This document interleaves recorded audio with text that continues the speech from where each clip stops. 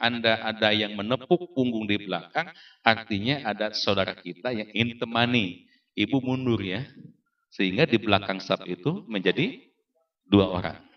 Itu yang sahih.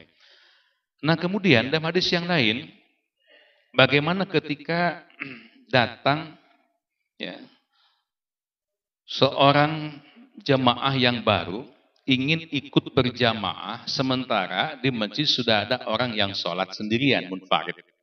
Di manakah itu berdiri? Dalam sebuah riwayat dikatakan, ada seorang sahabat yang berdiri di samping sebelah kiri Rasulullah.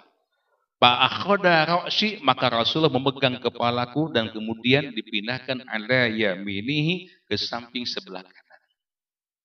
Hadis ini menunjukkan kalau jemaahnya hanya seorang diri, posisi berdirinya itu bukan di sebelah kiri imam, bukan di belakang imam, tapi di samping sebelah kanan imam dengan saf yang lurus dengan imam.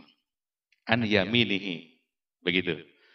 Nah, kemudian ketika datang lagi saf berikutnya, jemaah berikutnya, jemaah yang kedua, di manakah dia berdiri? Tentu saja dia berdiri harus di belakang imam, dan makmum yang tadi duluan ikut sendirian di samping sebelah kanan, dia mengerti mundur ke belakang.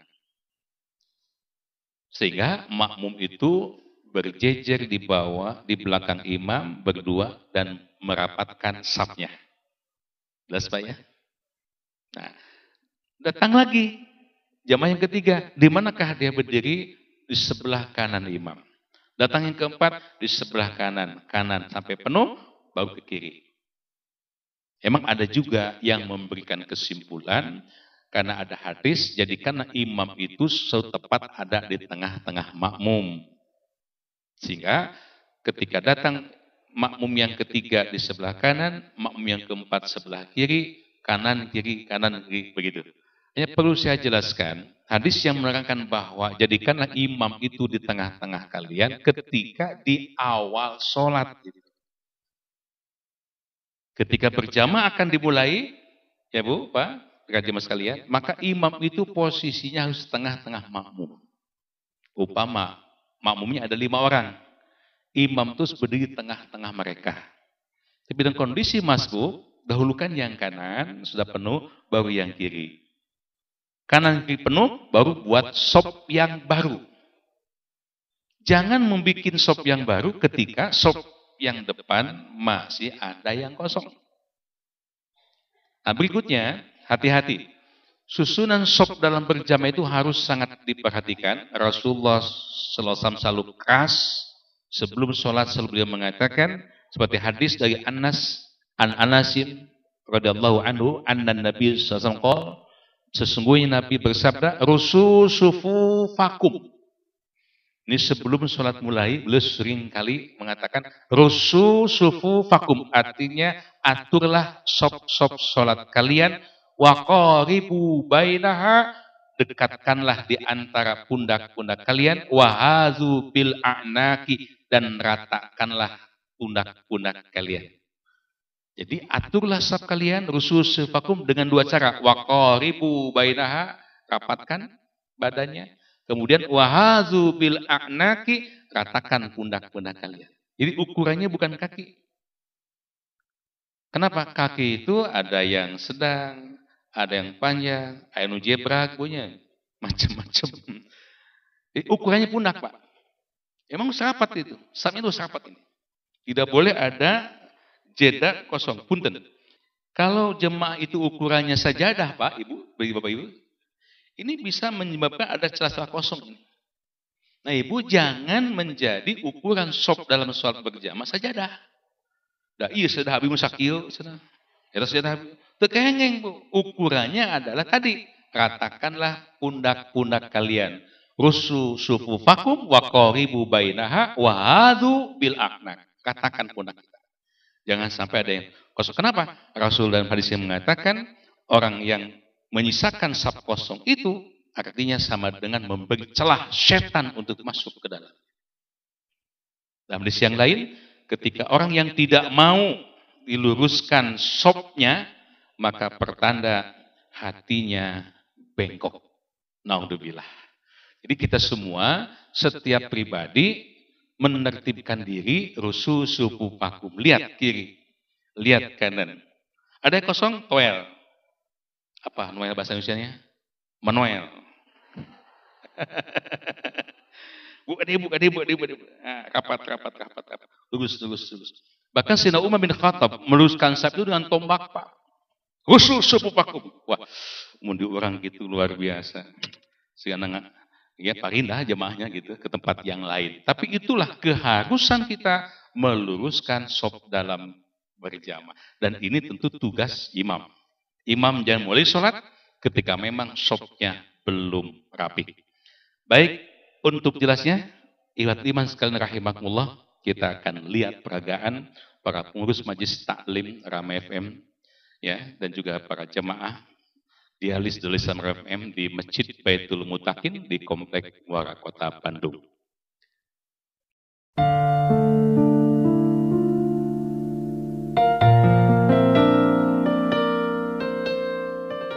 Baik, ikhwat iman, di depan kita Bapak Haji Ahmad Hidayat, Ketua Majelis Taklim Rama FM. Beliau sedang sholat duhur, katakan 4 rakaat. Silakan Pak Haji.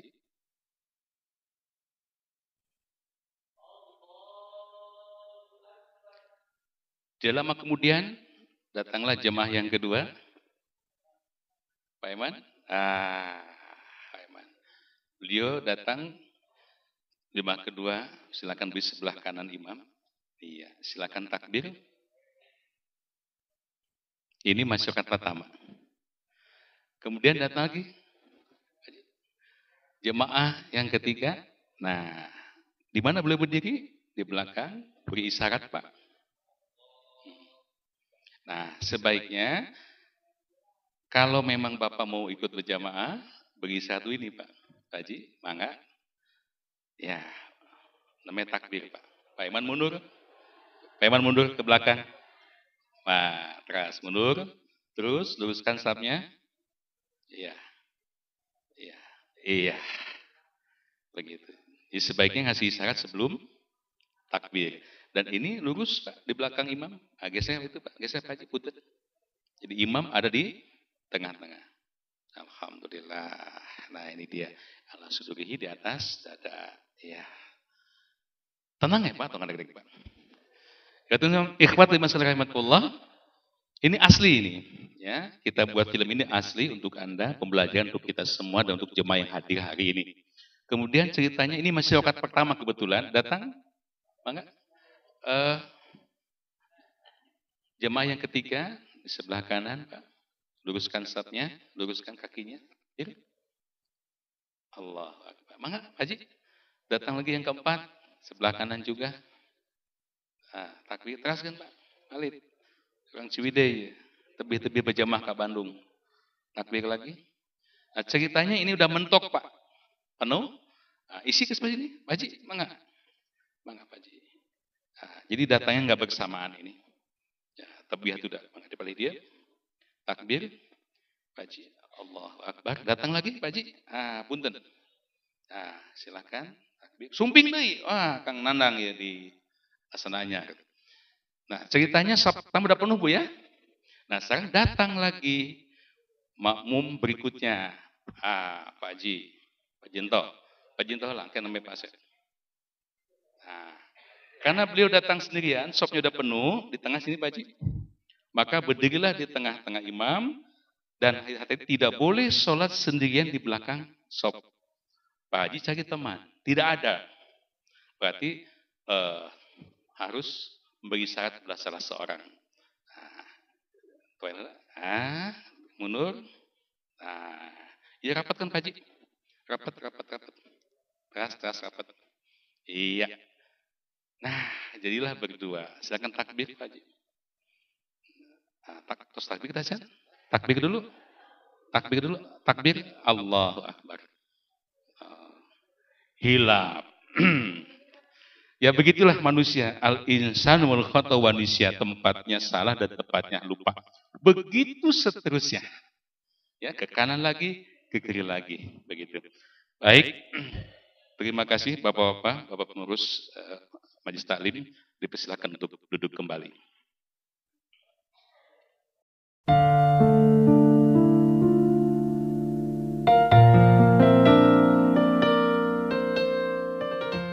Ikhwatul iman sekalian rahimakumullah, kita sampai pada sesi terakhir evaluasi dan pertanyaan. Mangga para jemaah diperkenankan punya pertanyaan barangkali yang belum jelas dari mulai wudu, tayamum, sholat fardu, munfarid, berjamaah, masbuk dan sholat dalam kondisi sakit. Mangga Pak, silakan. Assalamualaikum warahmatullahi wabarakatuh. Abdi Leni Tikara Sakti Bintinu. Bade naroskeun Pak Ustad, kumaha upami orang tua tos teu damang setruk, tos parah gitu, tiasa nanaon ieu wes hungkul soca gulal giler, wajib sholat, upami sholatna panginten teu tiasa nyarios acan. Mung sakitu Pak Ustad. Assalamualaikum warahmatullahi wabarakatuh. Baik, pertanyaan sangat bagus sekali dari Ibu. Bagaimana sholatnya seorang sepuh yang sudah tidak bisa apa-apa? Sepanjang ingatannya masih normal. Paling tidak ingatkan oleh Ibu sebagai putranya, Ibu sudah datang waktu sholat. Mungkin tidak bisa menjawab, tapi paling tidak bisa isyarat dan menganggukkan kepalanya. Silakan bimbing Bu sholatnya. Andai kata itu pun sudah tidak bisa apa-apa, Rasul menyatakan, la'inu mautakum la ilaha illallah. Talkinkanlah oleh kalian orang-orang yang hampir mati, mautakum. Mentalkinkan orang itu bukan setelah mati atau setelah masuk ke liang lahat, terlambat itu. Sebelum meninggal. Dengan kalimat tauhid, la ilaha illallah. Nabi menyatakan di yang lain, tiada seorang muslim yang wafat, ma min muslim yamut, kemudian dia mengatakan la ilaha illallah. Di kalam akhirnya, kemudian lantas ceklek maut, ceklek maut bahasa Indonesiana. Susah ya. Terus dia meninggal, dakhala jannah. Insyaallah beliau akan masuk surga. Begitu Bu ya. Selama dia sadar, kita ingatkan, Bu sudah duhur, Bu asar, Bu maghrib, begitu. Kalau memang sudah tidak bisa lagi merespon, maka silakan talkinkan. Baik, terima kasih. Penanya berikutnya dari Bapak, silakan. Saya yang tanyakan masalah bab tayamum. Yang saya tanyakan, itu berlakunya tayamum apa setiap sholat Pak? Setiap mau sholat, apa hanya satu kali saja Pak? Misalkan sholat lohor, nggak bisa tayamum kita. Lantas untuk asar, itu bagaimana Pak? Terima kasih. Assalamualaikum warahmatullahi wabarakatuh. Pertanyaan yang kedua dari Bapak di Koko, subhanallah, bagus sekali. Bagaimana dengan tayamum? Apakah tayamum itu hanya untuk satu waktu sholat? Duhur contohnya tadi. Apakah untuk asar mesti tayamum lagi? Kembali kepada Al-Quran surah Al-Maidah ayat 6. Dan An-Nisa ayat 43. Ifatayamamu syaidan tuiba. Kalimat bertayamumlah kalian dengan syaid, dengan debu atau tanah yang bersih, yang suci, tuiba itu berlaku sama dengan berlakunya wudu, sama dengan berlakunya mandi janabat. Jadi artinya kalau kita wudu bisa untuk beberapa kali sholat sepanjang kita belum batal, demikian pula dengan tayamum. Bapak masuk masjid, tahiyatul masjid dengan tayamum, silakan. Kemudian habis itu qoblak dulu, duhurnya misalnya. Habis itu kemudian duhurnya 4 rakaat. Kemudian ba'da duhurnya 4 rakaat. Sampai asar, alhamdulillah. Bapak bisa nahan tidak batal. Boleh tanpa tayamum lagi. Karena tayamum yang diungkap dalam Al-Maidah ayat 6 dan An-Nisa 43 jelas-jelas sebagai penggantinya wudu. Begitu. Baik, terima kasih. Berikutnya silakan. Banyak yang nanya dari Bapak sekarang kemana lagi? Ke Ibu lagi. Ibu Sukma di BMI Bojong Malaka Indah. Ninggal wakos berjamaah, ninggal tos ruku, terus anjeunna teh sami Allahu liman hamidah, pananganna teh sidakep deui. Nah eta aya dalilna teh aya. Mung sakitu Pak Ustadz. Penanya ketiga, teman sekalian, dari Ibu Sukma di BMI. Bumi, Bojong Malaka, Indah, Kabupaten Bandung. Ya. Setelah ruku, lantas iktidal, sami Allah liman hamidah, kemudian tangan kembali di atas dada. Adakah keterangan dalilnya? Dalilnya ada. Itu sebetulnya penafsiran yang berbeda. Kita lihat hadis dari Abi Hurairah radhiyallahu an. Hadis ini sahih, rawi as-sab'ah wa lafzul Bukhari, ini hadisnya. Di sini ada kalimat ketika sudah ruku, ya, summarka hatta tatma'ina raki'an, kemudian rukulah dengan sempurna, summarfa hatta ta'tadila qa'iman, kemudian berdirilah hatta ta'tadila qa'iman, hingga tegak lurus berdirinya itu. Dan hadis yang lain, sehingga semua tulang-tulang kembali ke tempat semula. Ada yang menafsirkan tempat semula itu sebelum sholat, disami Allah liman hamidah, tangannya ke bawah. Ada juga yang menyimpulkan hatta ta'til qa'iman, sami Allah liman hamidah ke sini. Ini hanya pemahaman yang berbeda. Hadisnya masih ini sebetulnya yang menjadi rujukan itu. Begitu Bu ya? Terima kasih. Abdi masbuk atau katinggalan 2 rakaat. Aya di nu masbuk sareng abdi, aya di nu masbuk. Tah jeung kitu. Tah ieu anu 2 teh alim mundur, abdi teh terasakeun ieu teh kumaha teh eta sendirian. Nah, saatosna abdi penasaran. Jang kumaha jang pan ngabentukna teu aya dalilna cenah Pak ieu mah. Kumaha teh? Assalamualaikum warahmatullahi wabarakatuh. Baik, penanya yang keempat dari Pak Asep Hidayat. Beliau dari Sumbersari, Bandung. Bagus pertanyaannya. Bagaimana kalau masbuk-masbuk itu telah selesai, sholat berjamaah dan imam yang utama, kemudian bolehkah masing-masing munfarid atau harus membentuk berjamaah? Sebetulnya andai kata memilih munfarid juga tidak salah. Sah saja sholatnya. Hanya masalahnya kehilangan nilai berjamaah. Mana penjelasannya? Pertama kita lihat. Hadis dari Abdullah ibni Umar radhiyallahu an, Rasul menyatakan bagaimana hebatnya sholat berjamaah sampai belum menyatakan sholatul jamaati afdolu min sholatil fardhi bi sab'in wa ishrina darajah. Sholat berjamaah itu lebih utama 27 derajat daripada sholat sendirian. Subhanallah. Mutamali. Satu. Yang kedua, Nabi pun pernah menyatakan sampai bersumpah walladzi nafsi biyadihi laqad hamamtu an amr bi khatabin dan seterusnya, mengancam orang-orang yang tidak mau sholat berjamaah datang ke masjid padahal dia tidak uzur. Rujukan yang ketiga, di mana ada orang lebih dari satu orang masuk ke masjid, maka salah seorang di antaranya harus diangkat untuk menjadi imam. Jadi melihat rujukan hadis itu yang tentu sangat banyak lagi yang lainnya, bahwa berjamaah itu sangat ditekankan oleh Rasulullah sallallahu alaihi wasallam. Maka itu para masbuk kenapa tidak bentuk berjamaah? Kan masih ada teman. Ya, selama ada teman yang bisa diangkat berjamaah minimal 2 orang, maka berjamaah itu jangan terputus sampai makmum yang terakhir. Begitu. Namun saya garis bawahi, andai kata ada yang memilih masing-masing munfarid, sah-sah saja salatnya, hanya kehilangan nilai jamaah. Itu masalahnya.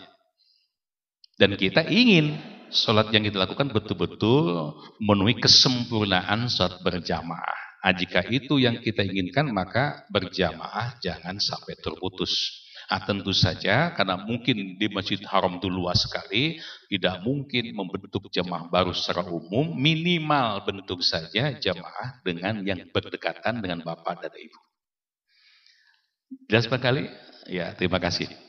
Kita masih punya waktu, silakan kembali ke ibu-ibu sekarang. Ibu yang di belakang. Ya. Assalamualaikum warahmatullahi wabarakatuh. Waalaikumsalam warahmatullahi wabarakatuh. Dengan siapa di mana, Bu? Sareng Ibu Cucu di Dayakolot, Pak Ustaz. Oh, ahli ngabsen, subhanallah. Di sana buka absennya, Bu? Mangga, lajengkeun Bu, mangga. Bade nu taroskeun Pak Ustaz, upami salat berjamaah Tinu tasahud akhir ari namina teh Salat berjamaah. tinu tasahud akhir imam atau salam anu abdi mah teu acan nembe satengahna bacaanana kedah salam atanapi diteraskeun bacaanana. Mohon. Hatur nuhun Pak Ustadz. Assalamualaikum warahmatullahi wabarakatuh. Baik, ikhwatul iman sekalian, rahimakumullah, pertanyaan yang sangat menarik dari Ibu Cucu di Dayakolot. Hadirin rahimakumullah dan ikhwatul iman sekalian yang menyaksikan tayangan DVD program bimbingan sholat fardu ini. Pertanyaan bagus sekali, menarik lagi. Ketika imam bertasyahud akhir, imam sudah selesai, bahkan sudah salam, ibu ini belum tamat doa tasyahud akhirnya. Apakah ibu ikut salam atau tuntaskan dulu bacaannya? Tuntaskan dulu bacaannya, Bu. Paling tidak ibu sampai baca sholawat.